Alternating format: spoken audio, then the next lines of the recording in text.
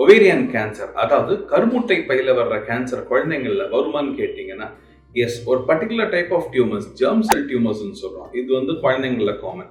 இது வந்து 3 to 5 years of ஏஜ்ல இருந்து அடலசன்ட் ஏஜ் வரைக்கும் எந்த ஏஜ் குரூப்ல வேணாலும் வரலாம். குழந்தைங்களுக்கு மோஸ்ட்லி என்ன சிம்டம்ஸ் இருக்கும்னா, ஒன்று வயிறு உபசமாக இருக்கும், கொஞ்சம் ஸ்வெல்லிங் ஏதோ கட்டி இருக்க மாதிரி ஒரு ஃபீலிங் இருக்கலாம்.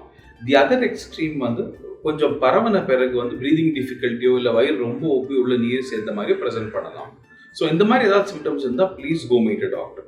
இது ஏர்லியராக நம்ம ட்ரீட் பண்ண ஆரம்பிச்சிட்டோம்னா நம்ம வந்து ஆப்போசிட் ஓவரி அண்ட் யூட்ரஸ் நார்மலாக இருந்தால் we can preserve it. எந்த ஓவரியில் கட்டி இருக்கோ அதை மட்டும் ரிமூவ் பண்ணிடலாம். இதுவே ஒரு கியூரேட்டிவ் ட்ரீட்மெண்ட்டாக இருக்கும். ஸோ செகண்ட் திங் இஸ், இந்த கேன்சர்ஸ் வந்து they are very chemo sensitive. அதாவது கீமோதெரப்பி கொடுத்து நல்ல டிசீஸை கண்ட்ரோல் பண்ணலாம்.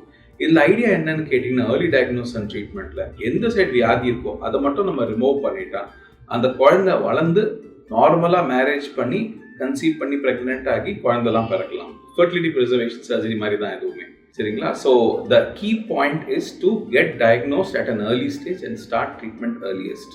இந்த மாதிரி ஏதாவது சிம்டம்ஸ் இருந்தால் please meet a doctor as early as possible.